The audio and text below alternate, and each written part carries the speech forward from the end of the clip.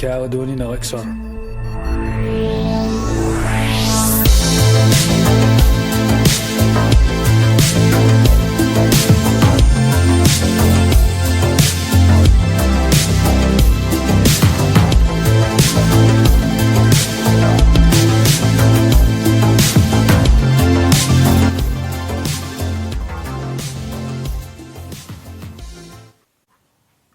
Welcome to the Caledonian Elixir. This is a podcast that takes a tragic deep dive into the darkest recesses of the human condition. I'm your host Vincent, and today on the Elixir I'm going to explore a tangled welter of stealthy alien abductions, UFOs, Nazi scientists, and the black intelligence operation behind this occult agenda, as the truth that is scuttling in the dark in the margins of reality is that this phenomenon may not be as alien as someone wants us to believe it is. Nothing is true. Everything is permitted. Rashid al-Din Sinan. In the early 20th century, many organisations, including the Nazis, took advantage of a scientific engineering elite.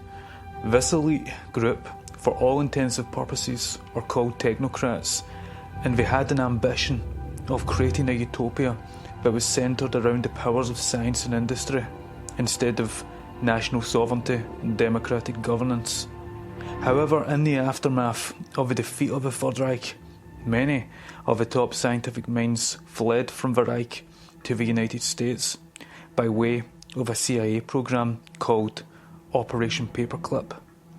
With time, these scientists were embedded in the United States pharmaceutical, space and defence apparatus. The legacy of Operation Paperclip also involves horrific psychological experiments conducted at locations such as Edgewood, Maryland, a research site for chemical warfare. But what is less well known is that Edgewood, 8 former Nazi scientists were brought over as part of Project Paperclip from 1947 to the late 1960s. And they tested nerve gas, mustard gas and hallucinogenic drugs. There were more experiments using these scientists. From 1945 to 1947, dozens of people were injected with plutonium, a radioactive chemical element that even in small doses can lead to cancer and radiation poison. Many of the scientists who participated in this were involved in the Manhattan Project taking place at the infamous Oak Ridge site led by Joseph Hamilton, or when the US government collaborated with scientists at Vanderbilt University who gave over 800 pregnant mothers in Tennessee what they were told was vitamin drinks that would improve the health of our babies. What the mixtures really contained, though, was radioactive iron for the purpose of determining how fast radiation crossed into the placenta, leading to the death of many babies and many of the women developing cancer and dying an early death. I'll give you another example. In 1944, the US government, in conjunction with scientists of Chicago, conducted the Stateville Penitentiary experiment, which involved prisoners being infected with malaria. Now, stay with me here, as there's a reason I'm telling you all this. As I mentioned previously, the scientific geniuses of the Third Reich continued experimenting on new technologies in the United States, such as rocket technology, blimps, anti-gravity. They were pioneers in aerial technology. In 1947, the same year the CIA was created, we had the first sighting of a flying saucer by the pilot Kenneth Arnold, then the Roswell crash. It is now American folklore that a UFO crashed in Roswell, New Mexico, with bodies recovered that did not appear to be human. However, there is another theory for what occurred at Roswell. That is, the United States government were attempting to distract the public from classified experiments that were taking place at Roswell, New Mexico. For example, just a few miles from the Roswell crash site was the Roswell Army Airfield, which was the location of the only atomic bomber wing in the world at the time.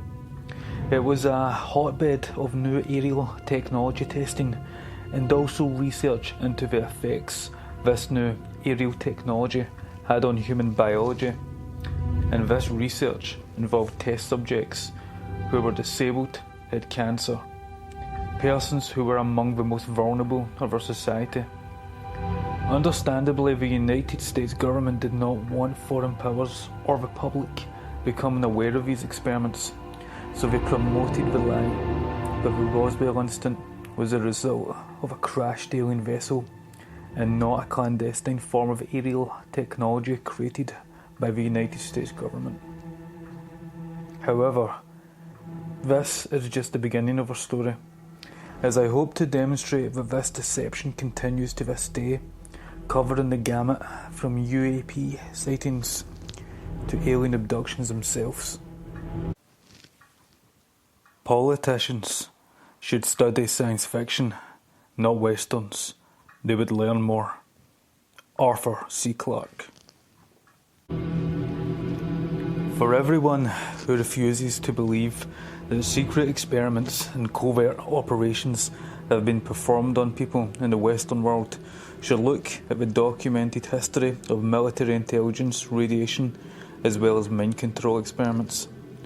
Valerie Wolf, a psychotherapist who testified to the Advisory Committee on Human Radiation Experiments before Congress, stated her experience with survivors of alleged mind control experiments. She has case study files of victims reported satanic rituals and alien abduction. Mind control techniques and follow-ups into adulthood have been used to intimidate particular research subjects into not talking about victimization. Across the country, I have been contacted with people reporting being subjected to radiation and mind control experiments. The consistency of these stories of mind control, sexual abuse and radiation poisoning is remarkable. Valerie Wolf. So what Valerie Wolf is alluding to is when looking at the history of mind control, there is evidence that alien abductions as well as many satanic cults are staged by the intelligence community as a cover for illegal experiments. The sheer weight of the evidence supports the claim that some unit within Intel or the military are operating behind a criminal veil of kidnapping induced by a form of narco-hypnosis and many other means. In fact, it is brain-bending how many alien abductees or individuals contracted to work in the special defence projects actually report seeing aliens side by side with military personnel.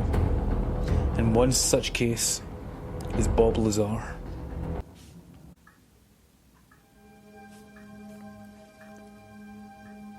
In fact, Bob Lazar rose to fame as the result of a 1989 interview with radio host documentary maker George Knapp.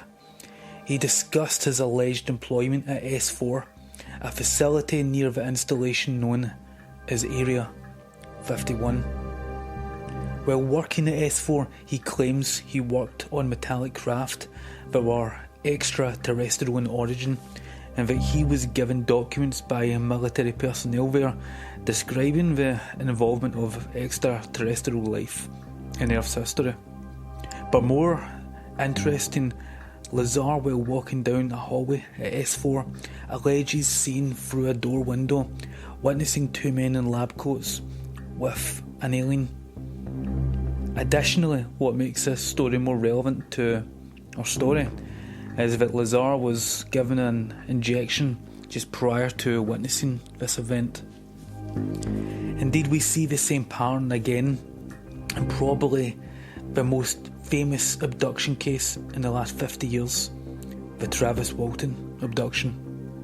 On November 5th, 1975, Travis Walton and 6 other contractors working in Turkey Springs tree cutting contract at 7:30 in the evening, as the 7 men were getting prepared to head home from their site in the Apache Sitgreaves forest, they caught a light coming through the trees. Initially, they assumed it was the setting sun, but their eyes strained to make sense of the brilliant light glimmering. They drove into a clearing in the forest that was close to the source of the illumination. Suddenly, they were struck by the incredible sight of a UFO. Travis proceeded to exit the vehicle and approach the UFO. Moments later, he was struck with a beam of light. The last thing he heard before losing consciousness was the screams of his crewmates. When Travis regained consciousness, he was in a flat surface, dazed, confused. As he collected himself, he realised he was sharing a room with 3 short, bald creatures with inky, dark eyes. Travis, though weak, fought them off, left the room, walked anxiously along a narrow corridor, then into another room, where he encountered a man. I looked at the vague forms of the doctors around me. Abruptly, my vision cleared. The horror of what I saw rocked me as I realised I was definitely not in a hospital. I was looking into the face of a horrible creature with huge, luminous, dark eyes. Hysteria overcame me instantly. Travis Walton. What happened next to Travis supports this theory of military involvement.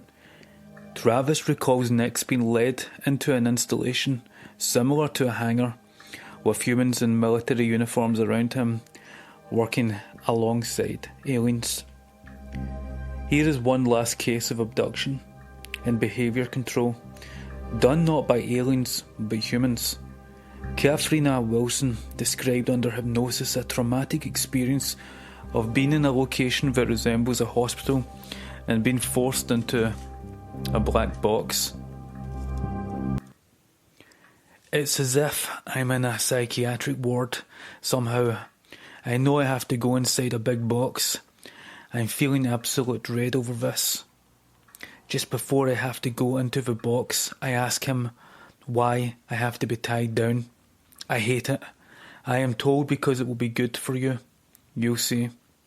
It will calm you down. I'm really angry, and I have no other choice. I have to lie in this box. I can't stop thinking of an alien in this box.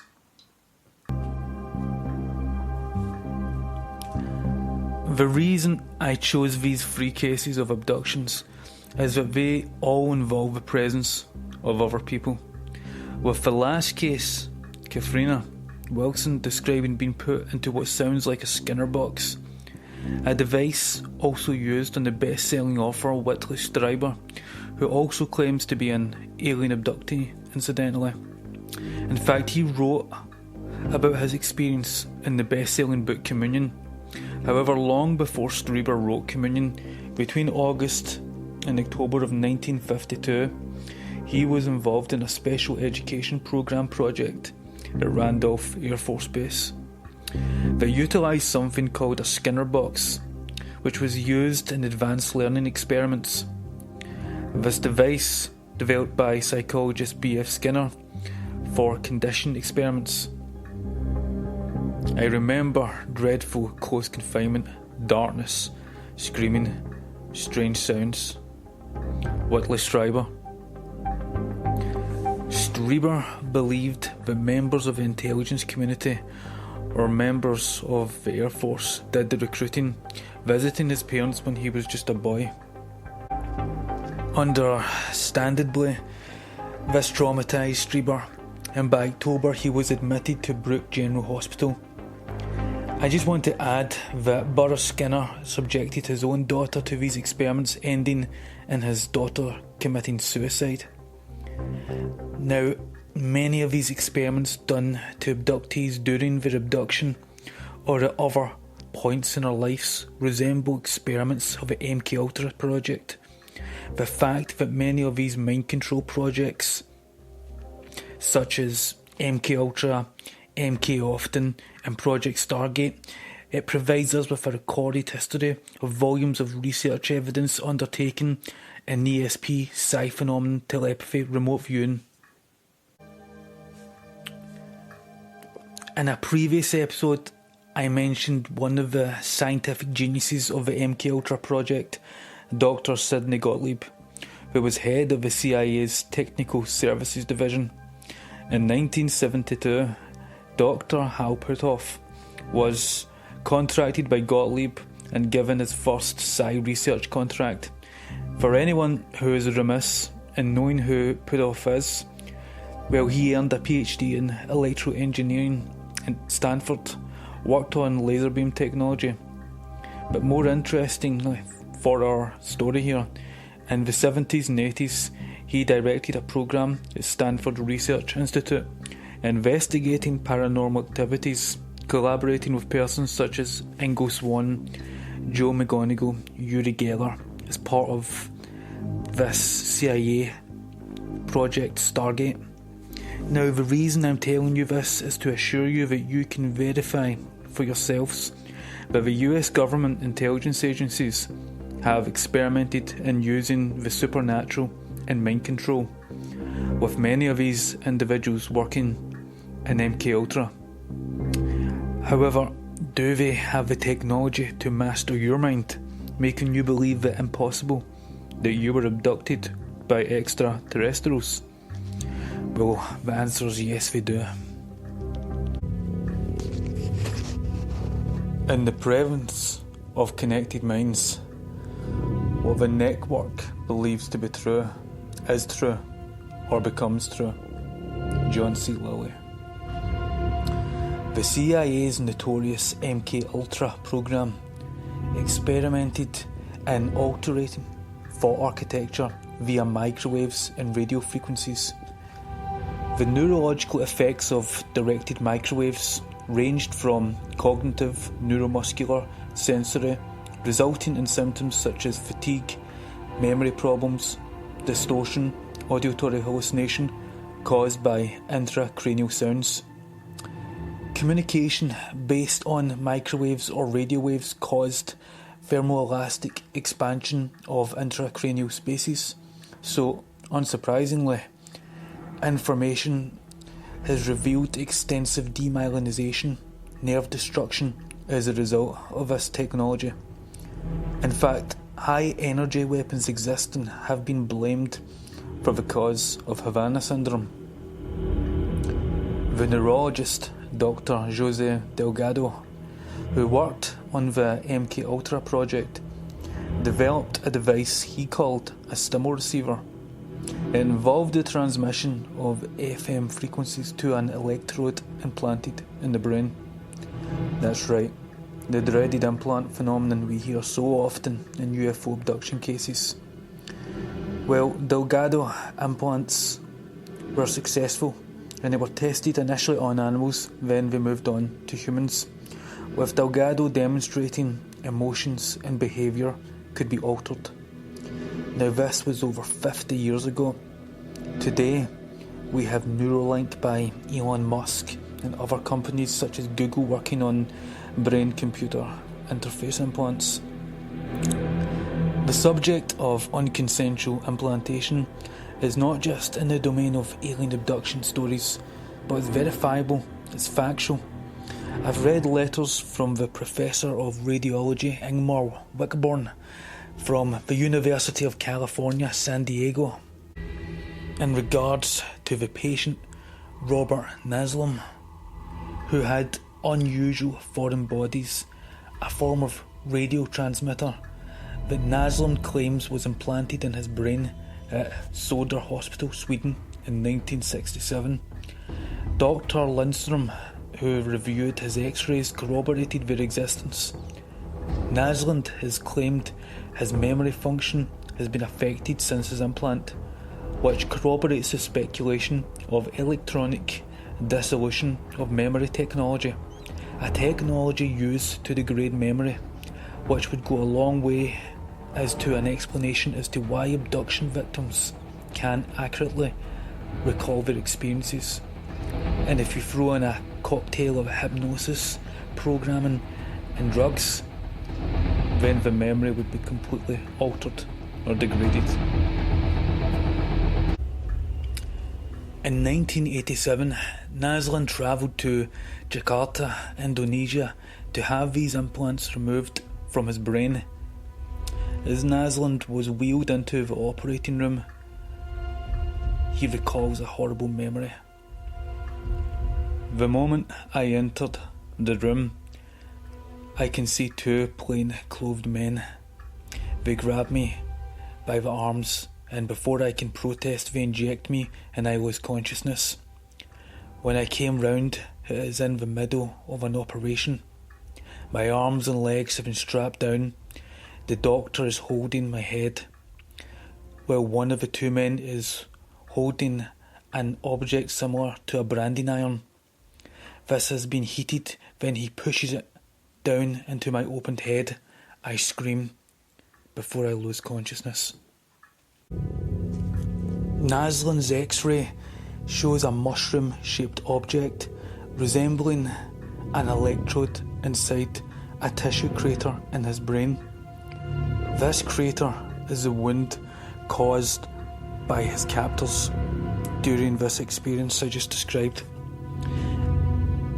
In fact, an intelligence report on acute and subacute field effects on human biological tissue, called the UK Condon Report, revealed that humans that have encountered UFOs, or in the words of the report, anomalous vehicles, have been injured by energy emissions and non-ionising radiation.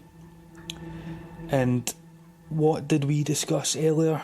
How radiation-directed microwaves and energy have been used by scientists from MKUltra to paperclip in order to control behaviour in the mind. There was more. Dr. Gilda Mora published an article in the Journal of Scientific Exploration regarding topographic brain mapping of UFO experiencers in Brazil.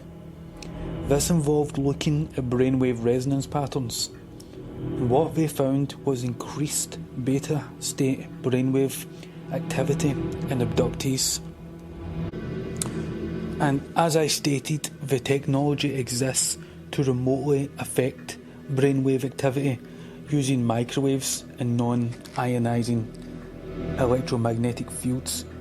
Now you may be asking why brainwave activity is so relevant to the alien abduction story. Well, every thought, motor command or visual image in your mind causes an electromagnetic spike that is detectable through a EEG. These spikes are called evoked potentials by neurologists. A declassified MKUltra document called Subproject 119 revealed the CIA were remotely monitoring brainwave activity of subjects. This would provide the CIA with information on mood and thought of a monitored subject. However, they also interfered with the subject's brain remotely, modulating brainwaves, causing states such as anxiety, anger, relaxation at will, remotely, without the knowledge or consent of the subject. At the same time transmitting pulse microwaves with words into the audio cortex, causing the subject to hear voices. So, I think it's disturbing to know that as far back as 50 years ago, the CIA could remotely control your mind and your thoughts, your perceptions. Other scientists such as Dr. Michael Persinger, a neuroscientist, demonstrated by stimulating the temporal lobe region of the brain with magnetic fields could cause mystical and out-of-body experiences. But look, because many of these projects are secretive or have been secretive at one point and operate as black projects, they are not under congressional oversight, so therefore alleged abduction accounts are left open to ridicule. Research into the function of the brain must be encouraged and accelerated. This is a new area for both the medical community and the military. The research must focus on the capacity to interfere with the brain and how information is processed by the brain. Information operations, a new fighting capability, US Air Force document. Those that were victims in the CIA's LSD brainwashing psychic driving experiments have been left with permanent long-term damage, with many struggling to define the difference between fantasy and reality. The psychochemicals in tandem with guided hypnosis can completely cause the mind to create false memories, but as we have seen, they're also used in conjunction with isolation chambers, Skinner boxes, directed EMF fields, microwaves, implantation, pharmacology. Now, the world around us looks real, and our vision of it appears to be completely reliable and true, but there is a real depth of reality below the surface. In fact, we only know what our brains interpret the impressions our senses are receiving to mean. And in a case like alien contact, when there is high stress and high strangeness, the memory the brain makes of the experience just can't be reliable.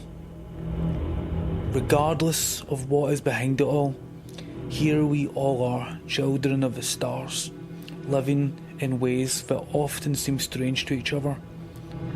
But we all know that we drift in the ocean of space, and the most essential journey we can make is to find a way to call this dark and strange universe our home.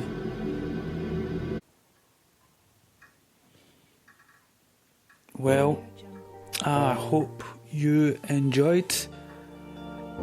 Don't forget to like and subscribe, and I'll catch you later.